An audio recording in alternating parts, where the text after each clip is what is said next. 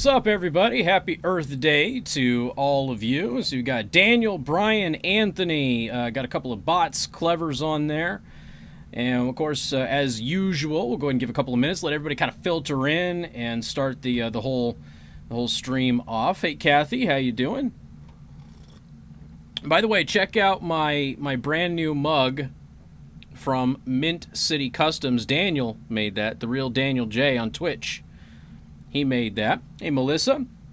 So you got Forgive Me If I Don't Shake Hands. Of course, that is from Doc Holliday and Tombstone. Val Kilmer did the best Doc Holliday ever. And then on the other side, you got me logo. Hey, thank you, William. Appreciate you liking the stream. What's up, David? Hey, David, be honest with me. Did I come off like an asshole today in the meeting? Because I felt like I did, but I also felt like an asshole. So, what's up, Rick? How you doing? Got Jackie, B-Dubs, Roland, John.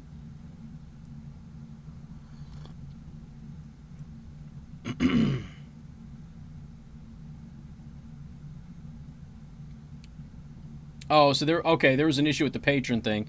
Yeah, and I don't know why they have two different plans. To be perfectly honest with you, I really don't know why that is. But they feature the patron program, and the premium plan program. You have to like put it in your sidebar.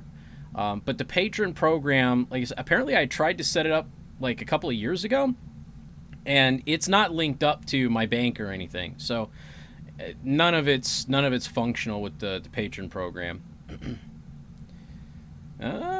Comments here too. No, I didn't. Okay, I don't know, man. That clip they played at the end, it was just like that was. I don't know. What's up, Chad? How you doing? Will I am Michelle. Oh, nice. Starting to start. Oh, I got something to show you all. Hold on a second. Something came today.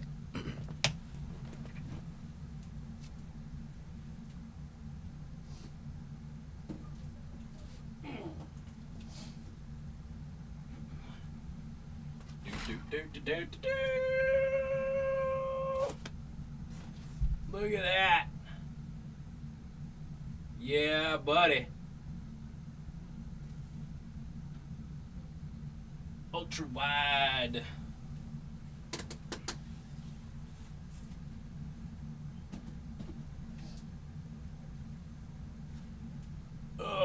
So that came today. And yesterday I got my new keyboard. So the monitor is 30 inches. Ultra wide, curved. I'm pretty stoked about it. It's a budget ultra wide curved monitor, so it'll have a decent picture, but it won't be, the highest end one or anything like that.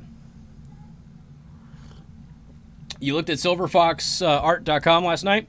So he sent me some pictures, and there's some new stuff. So he's got some new stuff coming out, and at least one of them is going to be a giveaway for premium subscribers. So yeah, very, very cool. What's up, Corey, Comic, Kathy, David? Make sure I got everybody on here. So Speed's up. He's up here now. Cool. So yeah, what ended up happening is I needed an ultra wide monitor. Obviously, I'm transitioning into a full broadcast setup here, and so I've got a desk coming. The desk was supposed to be here today, but they didn't mail it until 6 days after I ordered it, so it's not getting here until Saturday. So I've got to paint this wall, and I've got to paint that wall, and then what I'm probably going to end up doing is I'll be broadcasting this direction, so the wall will be black behind me, and then I'm hoping to have one of my silverfoxart.com pieces hanging up behind me with some ambient lighting and all of that. So the price point on that monitor, hold on a second, it was $2 something. I mean, it wasn't bad for an ultra wide. Let me pull it up. Hold up.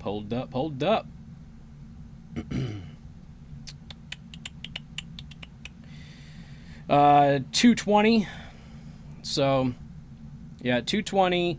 It's 30 inch, 21 by 9, super curved, ultra wide, 2560 by 1080p, ultra slim HDMI, 85 hertz, 1 millisecond refresh. So built-in speakers, you know, like I said, it isn't great, but it's decent. You know what I mean?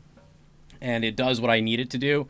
And since I'm primarily not gaming with it, this monitor will do me just fine for what I need it for, which is mostly creative stuff. So I've got that. I've got a computer coming. I got the desk coming. I'm going to paint the walls here. I'm going to hang up the silverfoxart.com piece that you see in the end credits when we run that.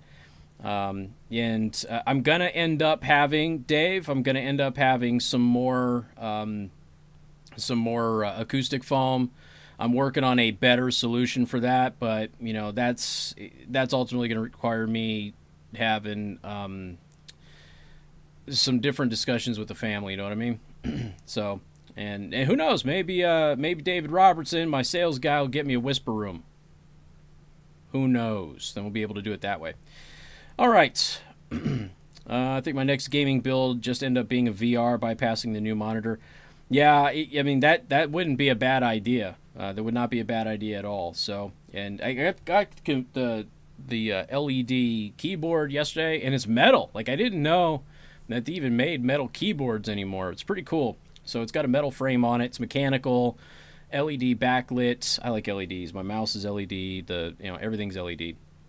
And then I have it has a cell phone holder in the front, so it can like hold up my cell phone so I can glance down at notes and stuff like that. It's pretty cool. Pretty cool. All right, so typical stuff before we get started on the content portion of the program. If you haven't done so already, if you're on YouTube, please subscribe to the channel. It is totally free. Subscribe to the channel, and if you could, share the video and click on that bell icon. And if you're on Twitch, follow and or subscribe. Although on Twitch, if you do subscribe, it's great. Still helps me out. Don't get me wrong. But at this point in time, I would save your money. I would just follow me on Twitch, and I would go ahead and do the subscription package over on Podbean, because that's where the content is going to be. And I don't have a way to pull Twitch people over to Podbean. Okay, so if you are doing the Twitch thing, and you're not paying anything for it, you're just using your Amazon Prime for it, and you want to keep it going, it still helps me out.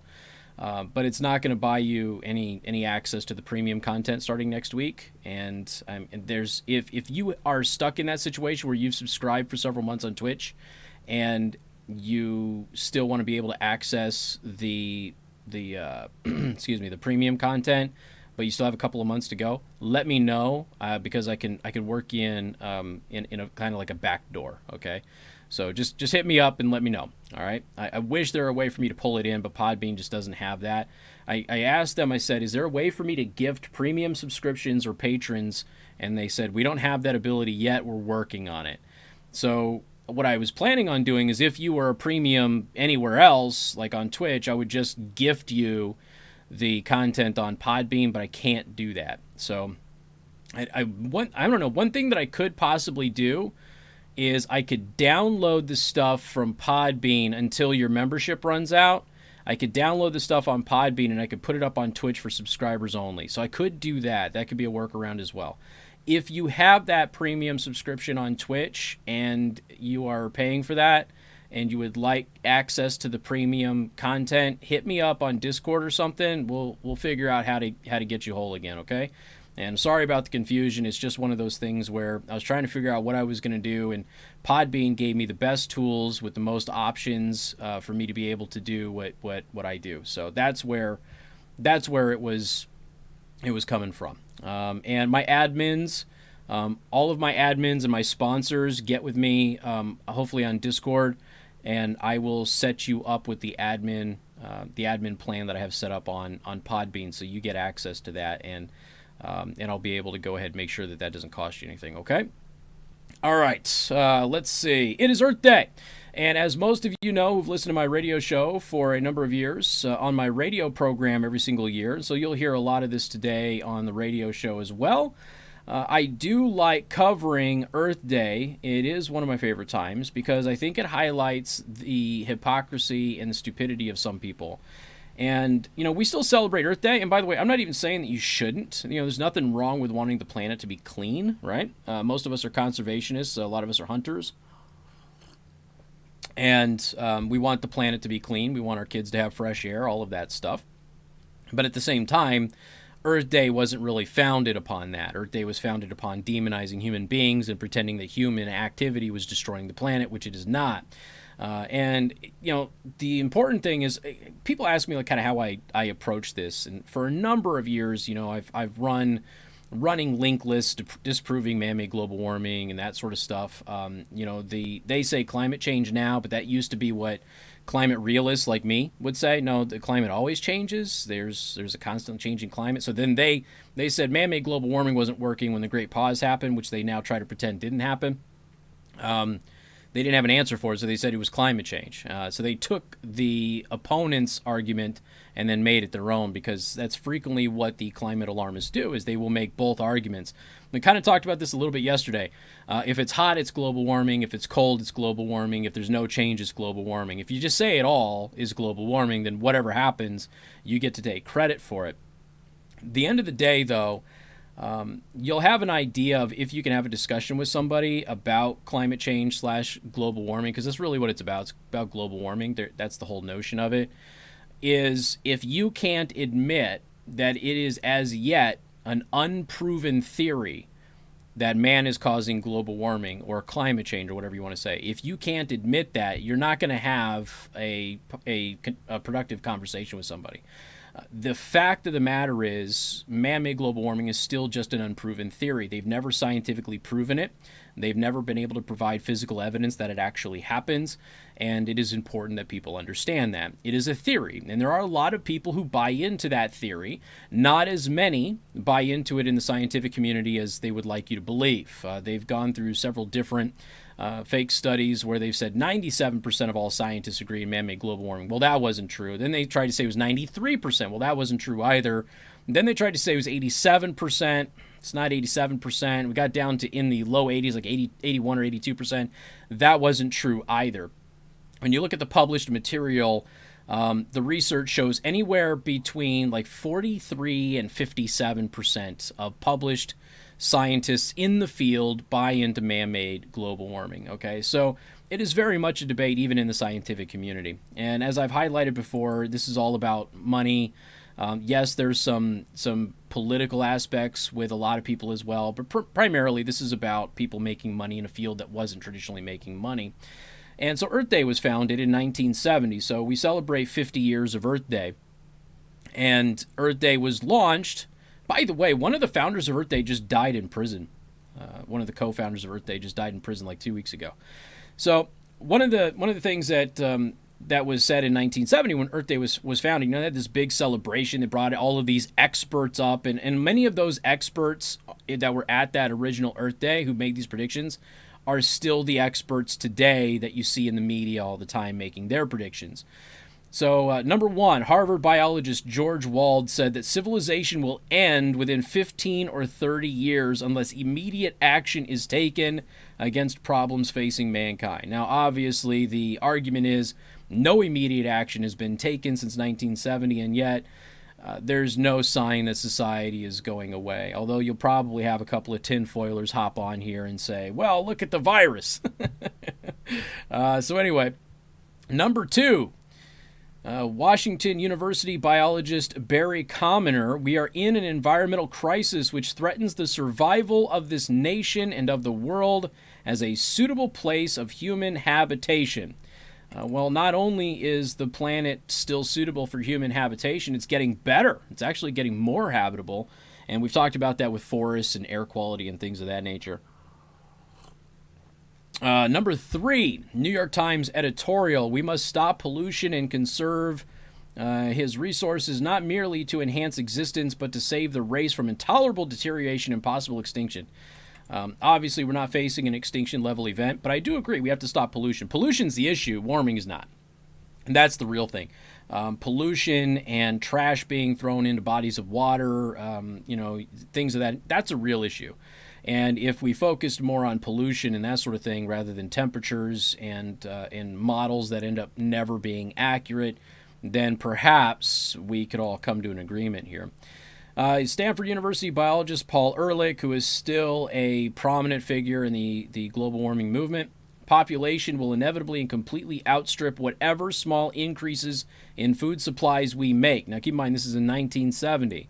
the death rate will increase until at least 100 to 200 million people per year will be starving to death during the next 10 years. That's what Paul Ehrlich said. He is still considered one of the brightest minds in the man-made global warming genre, if you will. Not only have we not had any issues in food supply, we have had a near eradication of famine globally. And that's, when I was a kid, they did the whole We Are the World thing, right? And those places no longer have famine. Now, famine still does exist, don't get me wrong, but it's usually not because of the environment or the climate. It's usually because of warlords and things of that nature. So he's obviously completely wrong. 1 to 200 million people are not dying every single year by 1980. That didn't happen. Then we have Paul Ehrlich again. Okay, most of the people who are going to die in the greatest cataclysm in the history of man have already been born by 1975. Some experts feel that food shortages will have escalated the present level of world hunger and starvation into famines of unbelievable proportions. Of course, the exact opposite ended up happening. Other experts, more optimistic, think the ultimate food population collision will occur until the decade of the 1980s. And of course, he was 100% completely wrong about all of that. Not one iota of that ended up coming even remotely close to being true.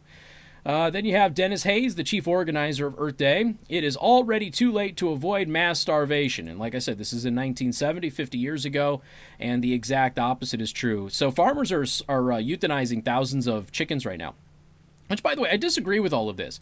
You shouldn't be dumping milk, and I'm not blaming the farmers for dumping the milk. You shouldn't be dumping milk. You shouldn't be getting rid of crops, and you shouldn't be killing off chickens because the demand for eggs have gone down. The demand for eggs have gone down because people are limiting how many eggs you can buy. My family eats a lot of eggs, and we need more eggs than we're allowed to go buy in one trip to the store, which requires us to make several trips to the store, which is exposing us more to the virus than we're supposed to be, right? But, we have too much food in many places in the world. And as a result, we waste it, which is also bad. But we have too much food. We don't have not enough food. Like I said, famine has almost been completely eradicated in mass scale on the planet. And then you have North Texas State University professor Peter Gunter, who also still is brought up quite a bit in the climate movement. Demographers agree almost unanimously. Now, there's that word again. It's unanimous. The science is settled. They unanimously agree on the following grim timetable. Okay? So all of the scientists unanimously agree on this timetable back in 1970. 1975, there will be widespread famines. They'll begin in India. These will spread by 1990 to include all of India, Pakistan, China, and the Near East Africa. None of that happened. By the year 2000, or conceivably sooner, South and Central America will exist under famine conditions. By the year 2000, 30 years from now, the entire world, with the exception of Western Europe, North America, and Australia, will be in famine. So that's Peter Gunter, North Texas State University professor in 1970. And again, those were unanimous opinions by demographers. So they've used the same language since the 70s that they use now. Everybody agrees. You're just a flat earther.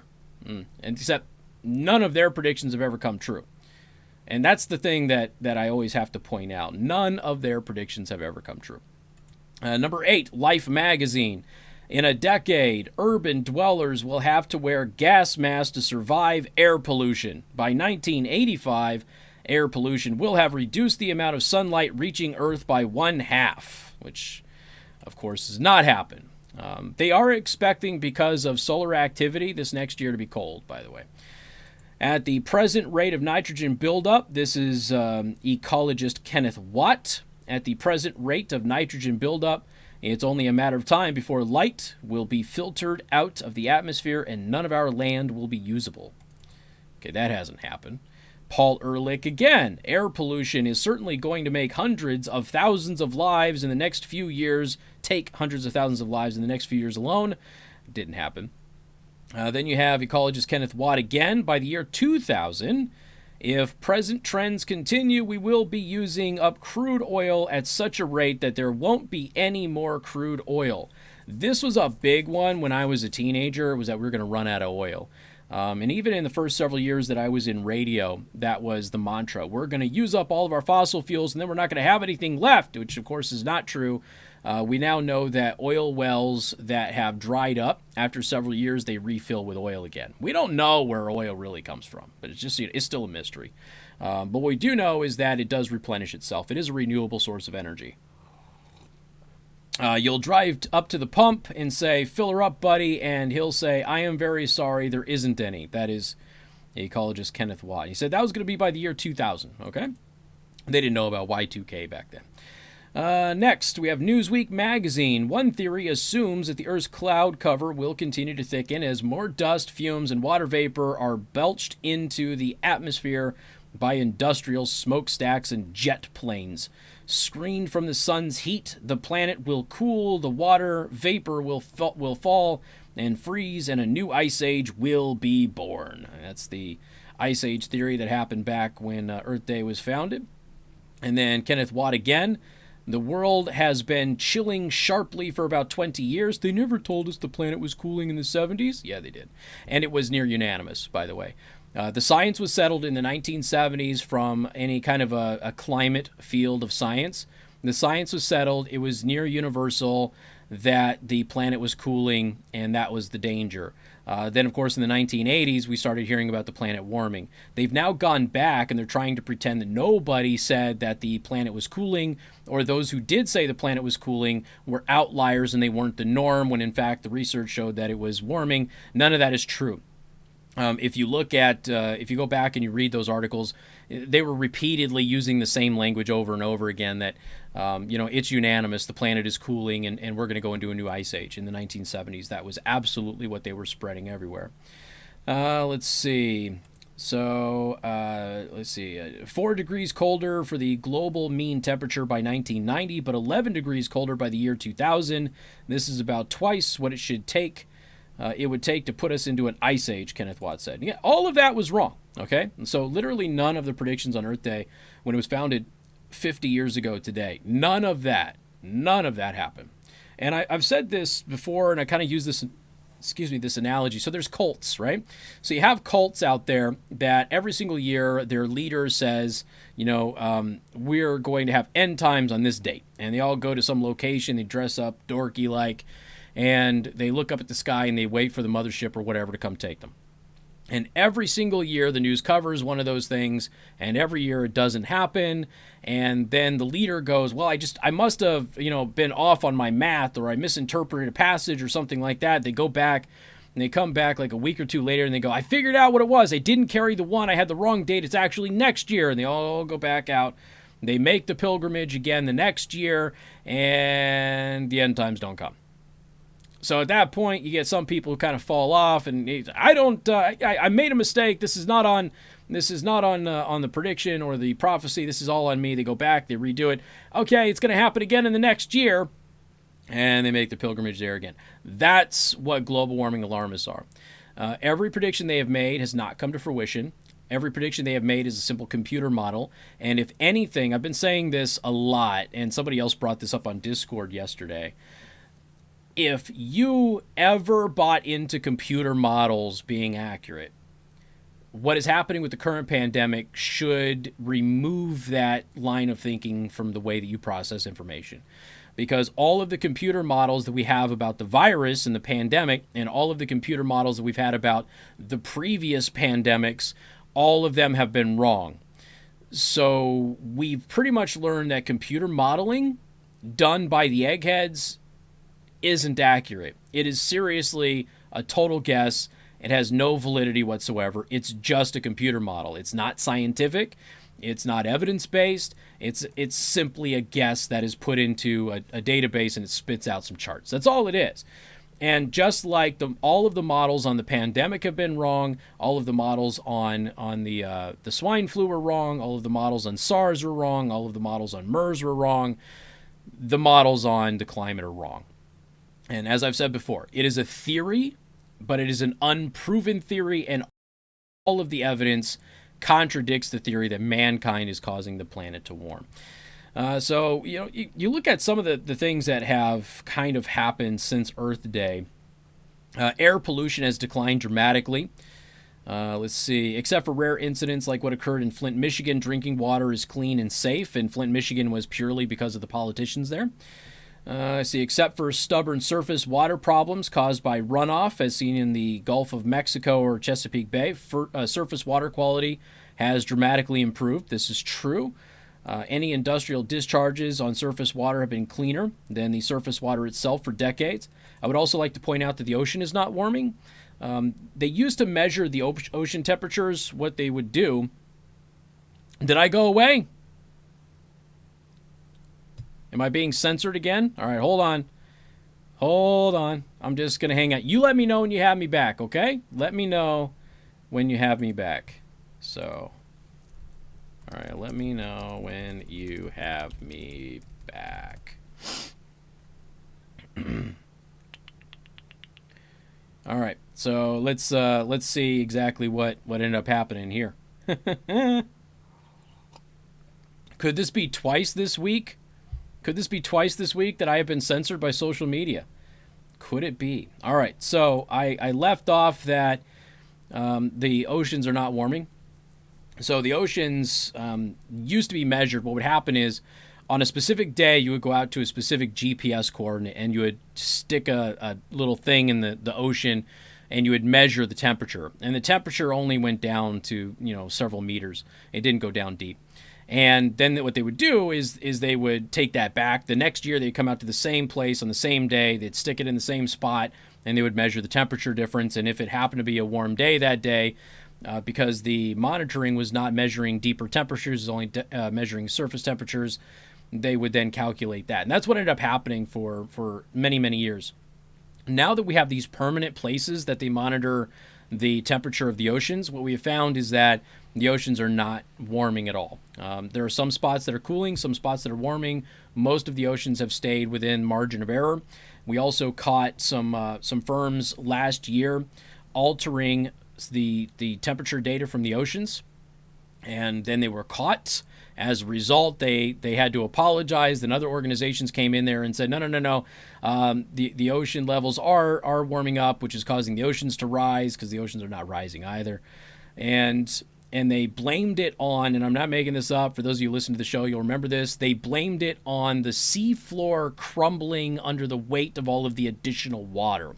So the ocean had been here, and then the ocean warmed and then got up to here. But what we ended up finding out is that the ocean wasn't up here. It was actually here, okay? And then this other group said, well, no, the ocean actually did warm and make it up here, but there's now so much water that it's so heavy that the floor of the ocean collapsed, and now the ocean is down here. So even though the ocean is actually lower than it used to be, it's really higher than it used to be. It's too heavy for the ocean floor. That was a literal argument made by a scientific body that monitors the ocean's depth, and it's silly, okay? But people bought into it because they want to buy into it, because climate alarmism is a religious cult. There is no more uncontrolled toxic waste sites that threaten anybody's health. I will say probably not in the Western world. There certainly are in other parts of the world. Pesticides are thoroughly tested for safety before use, and use is strictly regulated. That is absolutely true. And as I've said it before many times, Rush Limbaugh is 100% wrong on DDT and chlordane, okay? He is wrong on DDT and chlordane. How do you know that? Because I held every pesticide license that was available to a civilian, and I know that industry very, very, very well. All right, so what else do we have here? Carbon monoxide, okay? From 1980 to 2018, carbon monoxide is down 83%. Lead is down 99%. Nitrous oxides are down 61%. The ozone is down 31%. Particulate matter, 10 micrograms and below, are down 26%. Particulate matter, which is 2.5 micrograms and below, they're down 39%. Sulfur dioxide is down 91%. So, you start looking at this, ladies and gentlemen, and every single life expectancy is up. Let's see. Famine, again, basically eradicated in mass populations anyway.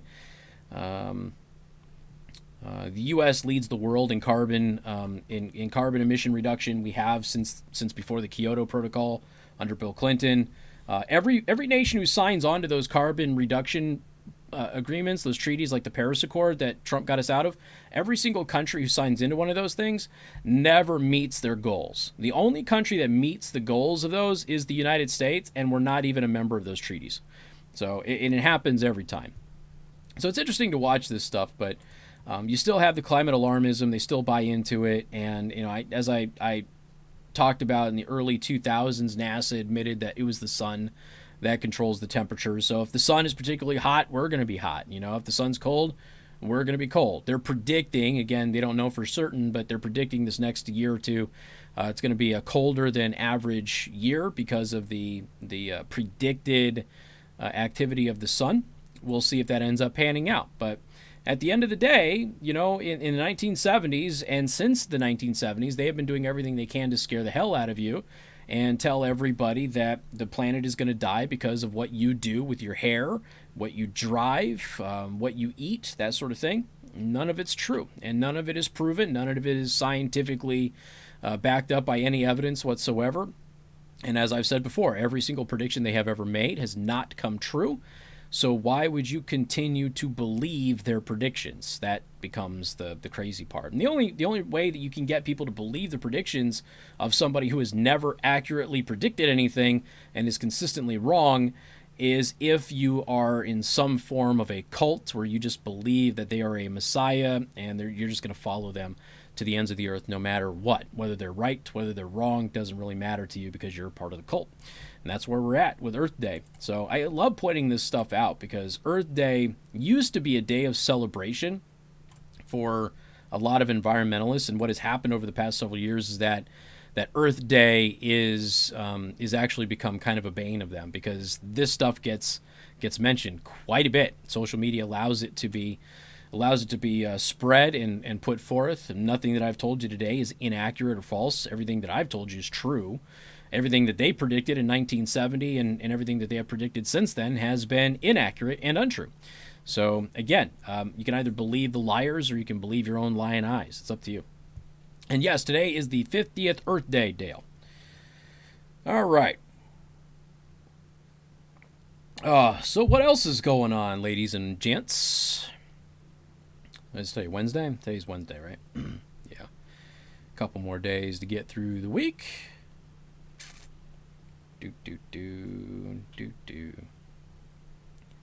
Oh, yeah, by the way, a couple of other things that kind of came back was, I always tell this story too. Several years ago, there was a research team that, I got to actually look up, because there's another story that deals with this. There's a research team that what they were doing is they were chasing down polar bears in helicopters. And they were shooting the polar bears. They were tranquilizing the polar bears and measuring their private parts.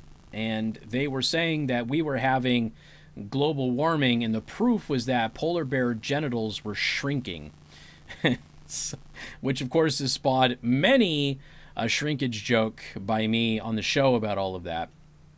But yeah, it was pretty interesting. Shrink. But I just recently ran into a story where they're saying some other animal now is doing that. Maybe I didn't save it. I thought I did. Maybe I don't know. Maybe I shared it on social media or something. I just forgot. But yeah, now they're saying that another animal's private parts are shrinking, and that's proof that there's global warming. They said that the polar bears are dying off. Polar bears are actually increasing. They said the Adelaide penguins had all died off. They just moved.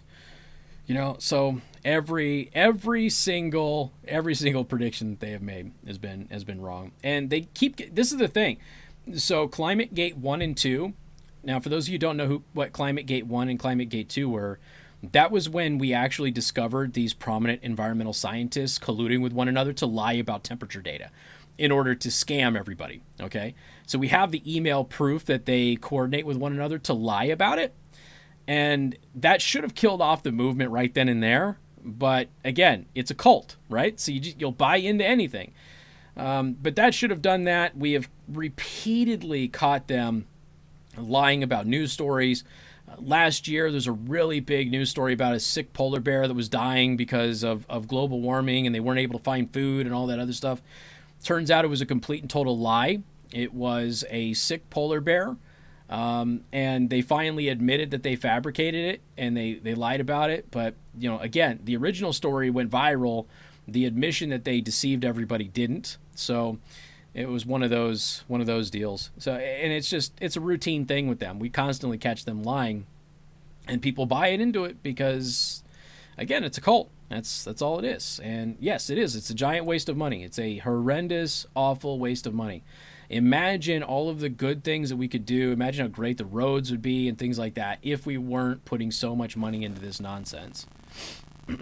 Exactly, Kathy. Shrinkage is caused by cooling, not warming. That's we've made that joke many times on the show. Oh man, yeah, it's a good program for old Uncle Joe, right? Yeah, I just wish that 2-speed. If only the government would fund a study to see if shrimp can run on treadmills underwater. Yeah, that's a real study that happened. That is a real thing. So yeah. Yeah, I mean, and look, there are famines, but the widespread food famines that we had in the 80s, they don't exist anymore. Most of them are man-made by warlords and things like that. Areas that have always struggled with water will have seasons where they get a lot of water and seasons where they don't, and then, of course, that becomes the story. We talked about the sea turtles yesterday. So the sea turtles, the story going around for the past 4 days is that sea turtles are making a comeback because people aren't on the beach. No, they've actually been making a comeback since at least 2012. And 2019 actually ended up being a banner year for sea turtles. But the notion that people not going to the beach was causing the sea turtles to thrive this year is not true. The sea turtles have been thriving for many years.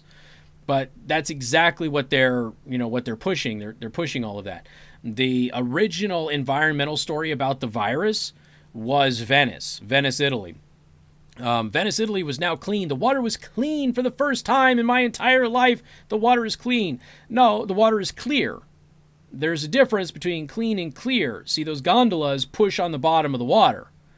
They push on the floor. And that kicks up sediment. Just like you go to a lake, you go to a river, the water's clean, you start walking through it, sediment kicks up. The water's not dirty, there's sediment there. And that's what happens in Venice. So when there's no boats, there's no traffic on the water, yeah, that sediment will settle down and the water will be more clear. So it is just one of those things, ladies and gentlemen. All right, let's see.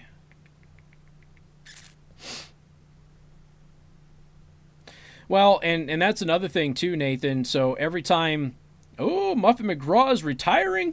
Oh my word. Wow, look at that. Well, that's a surprise. Okay. Breaking news there. Muffet McGraw is retiring. Okay. All right. Well, there's that. Happy Earth Day. But yeah, oil is, what people don't realize is that oil is broken down and digested by the ocean. So yeah, you can have a calamity. It can absolutely be a big issue when you spill large concentrations of it, but the ocean will digest and break down oil and reabsorb it without any negative effects. So, and here's the thing. I mean, the pandemic, the environmentalists are trying to use the pandemic as an example of how damaging we are to it. And, best example, I guess, would be Los Angeles and the smog situation in Los Angeles. And smog I would consider a pollution. It's not going to destroy the planet or change temperatures or wipe out humanity, but it could certainly be considered an environmental issue that needs to be dealt with. But at the same time, what it does demonstrate is that it took less than a week of us being inside for the planet to repair itself. And that's the thing that people need to understand, is that the Earth can repair itself from anything. And other than an asteroid or something hitting it, and even then it'll still repair itself. It'll just evolve into something else. So it took a week for the planet to start healing itself in Los Angeles, in Venice and everywhere else that we've seen all of that. So it does not take that long for the planet to basically just go, oh, okay, well, that creature's not here anymore. Cool. That's that's it. You know, and we've seen that with the oil and everything else in the oceans. Yeah, glowing mutant squids. It was supposed to fall off into the ocean, that sort of thing. There's this is a constant line. This is always good. If Hollywood celebrities who are environmentalists like Matt Damon and the like, if they were correct about rising oceans, none of them would buy beachfront property in California. None of them. But they do. It would be the worst investment in the world if it was a guaranteed foregone conclusion that your home was going to be swallowed by the oceans in a few years. Okay? And these Hollywood celebrities push that, and yet they have beachfront properties on the ocean. I love seeing those lists that come out. Like, wait a minute, hold on a second. If you're telling me that the oceans are going to rise and swallow the coast in 5 to 10 years, why do you have a house on the coast? Obviously, you don't believe it, because there's no way that you would invest in that house. You wouldn't do it. Yeah, they did say it would take forever for that to get cleaned up. And it doesn't take long. I mean, the ocean has this amazing ability to self-repair just like the planet does. So this is the thing. So Alex, California's smog is rated every single day. And with weather, with high winds, with rain, the smog does go away. Absolutely, it clears up. And the smog isn't an environmental issue, but you could certainly argue that smog is like a pollution issue and may have some issues with respiratory function and things like that. But it goes away. I mean, you know, the planet basically swats smog away like it's nothing. But the idea that that it causes permanent irreparable damage has never been proven at all, and the evidence would seem to contradict that. So yeah, good point.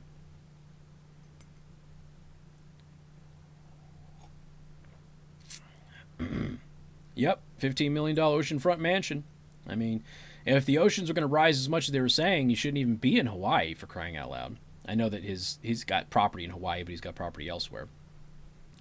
That's just it's just one of those. It's a cult. There's no other explanation for it. It's a cult, which is why you can't argue science with them, and they immediately devolve into, well, you're a flat earther. Okay, but I'm the one that provided scientific evidence. You didn't. So, and that's why they want people who are climate realists to be thrown in prison, because they don't want to debate them because they lose.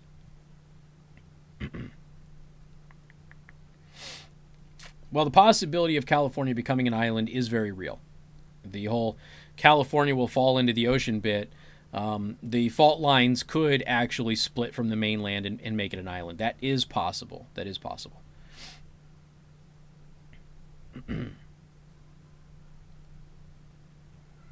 Well, I mean, they predict super droughts every year.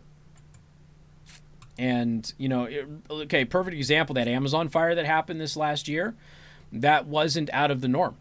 That was a perfectly normal fire. And everybody, you know, blew it up to be this extraordinary fire that had never happened before, and that wasn't the case at all. It ended up being a lie.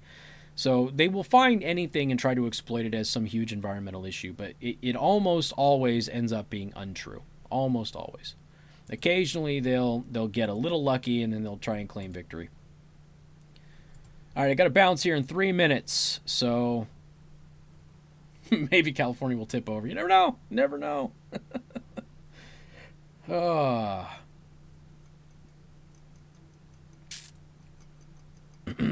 Yep, oceanfront property in Arizona and Las Vegas and everything else. Yeah, Yellowstone's overdue. There was some developments last year with seismic activity that Yellowstone's volcanoes are starting to wake up. So we do have to consider that. Dinner tonight? No, Dave. I appreciate it. I'm still isolating at home. Thanks for the offer, though.